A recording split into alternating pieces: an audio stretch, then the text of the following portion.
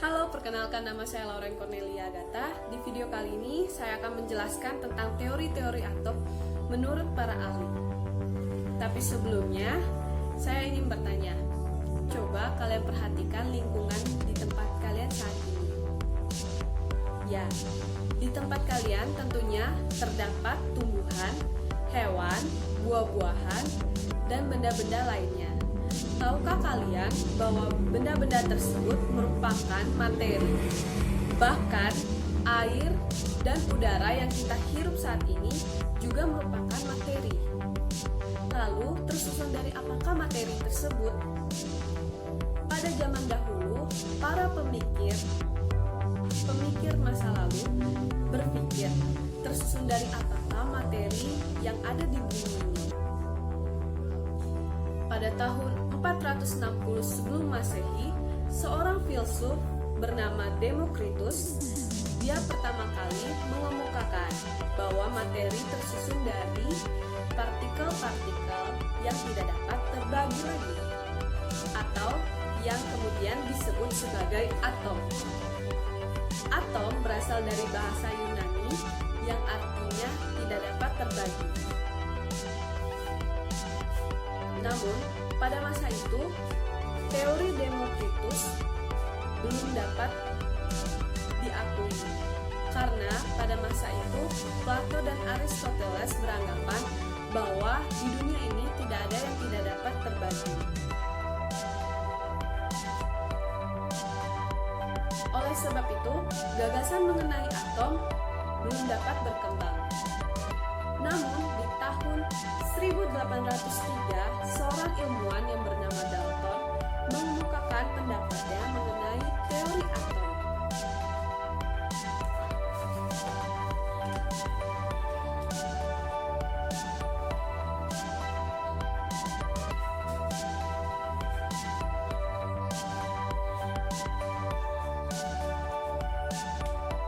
Gambar tersebut merupakan model atom yang digambarkan oleh Dalton. Dalton beranggapan bahwa atom merupakan suatu partikel yang tidak dapat terbagi lagi. Setiap unsur memiliki atom yang sangat identik. Teori atom Dalton ini merupakan teori atom pertama kali sebelum teori atom yang lainnya berkembang. Namun, teori atom Dalton ini memiliki beberapa kekurangan. Salah satunya adalah teori atom Dalton tidak menjelaskan mengapa senyawa dapat menghantarkan listrik.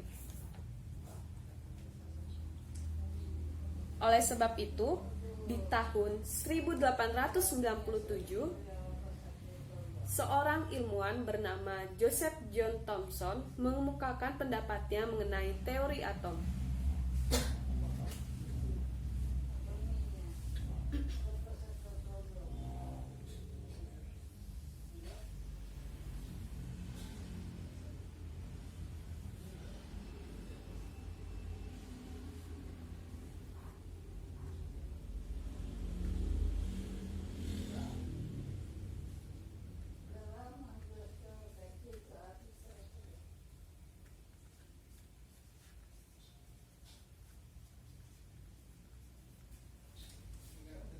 Nah, bisa kalian lihat di sini. Di sini merupakan model atom yang dikemukakan oleh J.J. Thomson. J.J. Thomson mengemukakan bahwa atom terdiri atas materi yang bermuatan positif yang di dalamnya tersebar muatan-muatan elektron atau yang bermuatan negatif.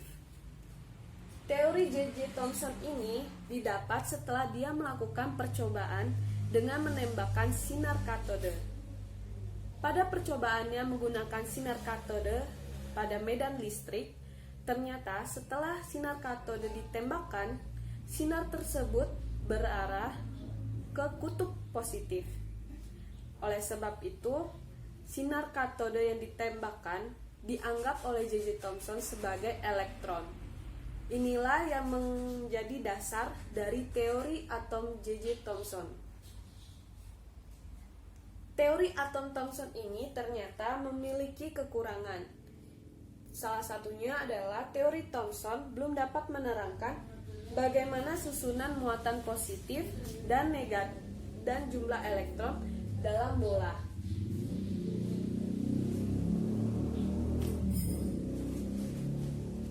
Oke, karena ini seorang ilmuwan bernama Rutherford beserta dengan asistennya Hans Geiger dan Ernest Marsden di tahun 1910 mengemukakan pendapatnya mengenai teori atom.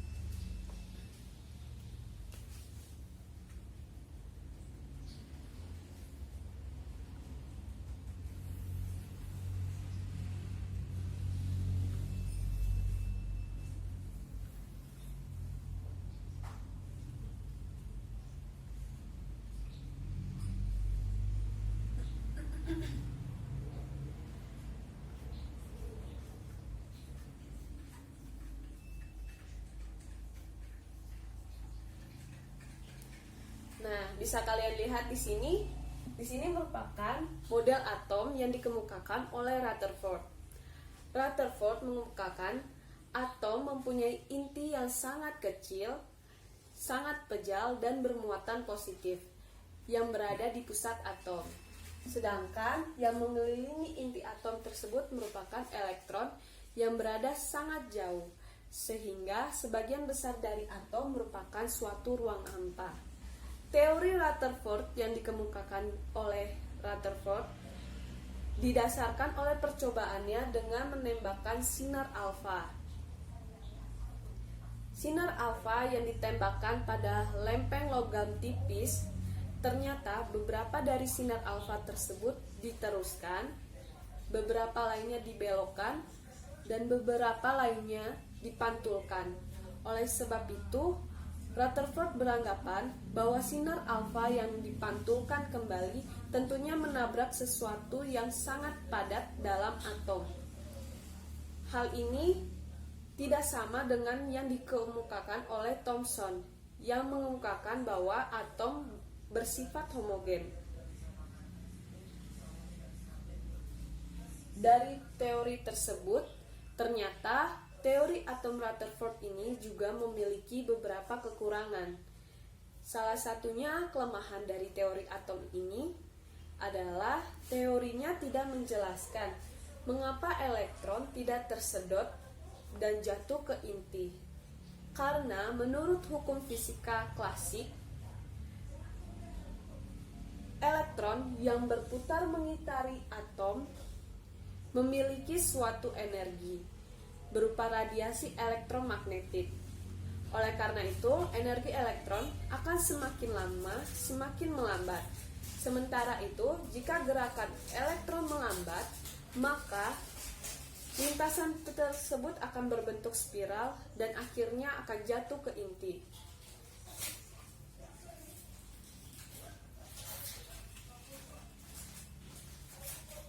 Untuk menjelaskan hal tersebut, seorang ilmuwan bernama Niels Bohr di tahun 1913 dia mengungkapkan pendapatnya mengenai teori atom. Model atom Niels Bohr digambarkan seperti sistem tata surya.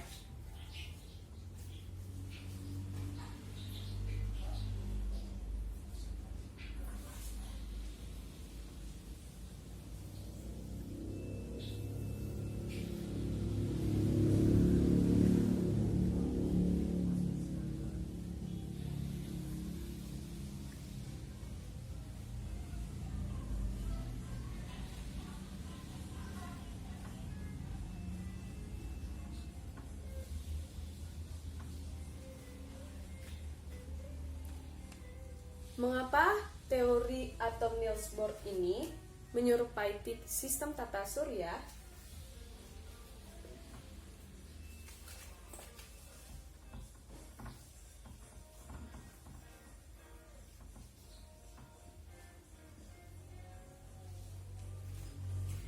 Teori atom Niels Bohr menyerupai sistem tata surya dikarenakan Menurut Niels Bohr, atom merupakan inti atom yang dikelilingi oleh elektron yang berada pada lintasan tertentu dengan energi tertentu.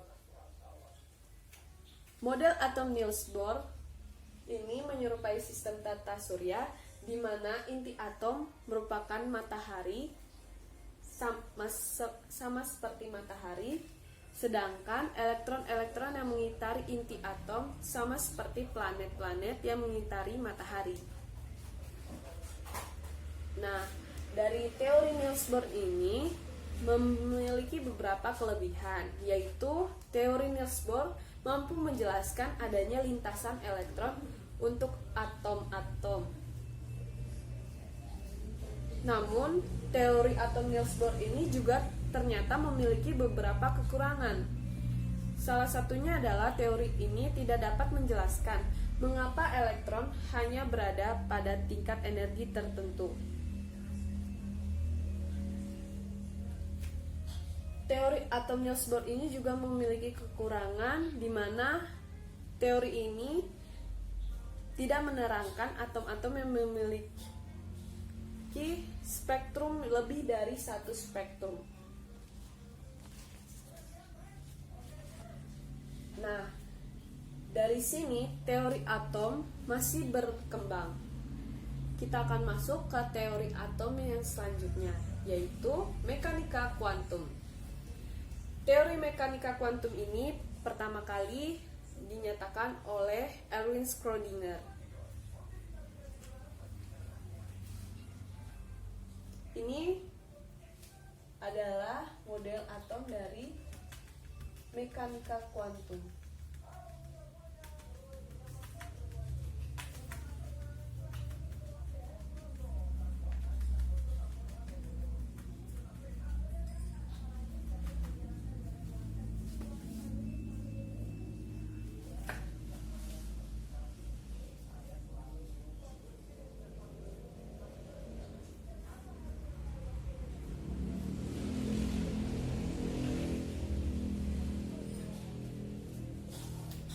Ya, bisa dilihat di sini ini merupakan model atom dari mekanika kuantum.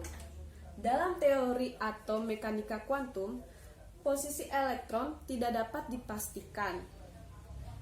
Hal ini didukung oleh teori prinsip ketidakpastian oleh Heisenberg. Oleh karena itu, kebolehjadian peluang terbesar ditemukannya elektron berada pada orbit atom tersebut. Jadi kita bisa lihat di sini elektron posisinya tidak dapat ditentukan.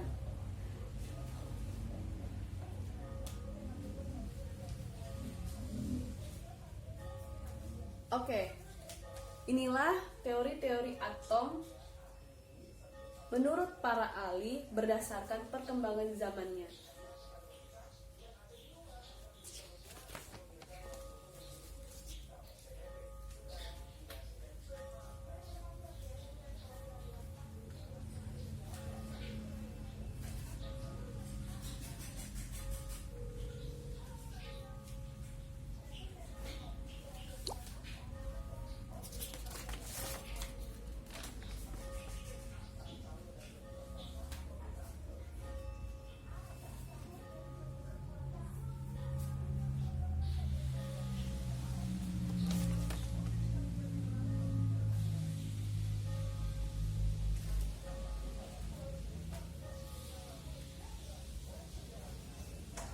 Oke, setelah kita memahami teori-teori atom menurut para ahli, selanjutnya saya akan memberikan pertanyaan.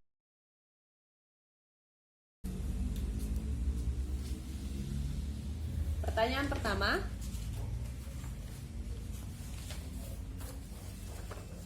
gambar model atom ini dikemukakan oleh ahli yang bernama, ya, waktunya 5 detik untuk menjawab. Ya, betul sekali. Model atom ini dikemukakan oleh Rutherford pada tahun 1910. Oke, pertanyaan kedua.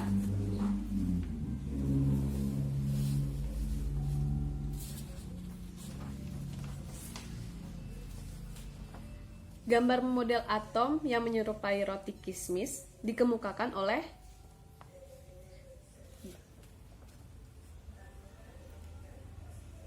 Ya, betul sekali. Teori atom yang menyerupai model atom yang menyerupai roti kismis dikemukakan oleh J.J. Thomson di tahun 1897. Ini adalah pertanyaan terakhir.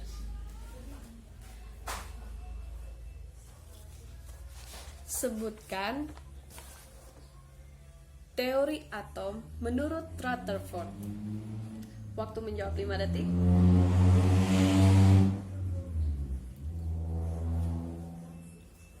Ya, betul sekali. Teori atom menurut Rutherford, atom mempunyai inti yang sangat kecil yang bermuatan positif yang dikelilingi oleh elektron bermuatan negatif pada lintasan yang sangat jauh.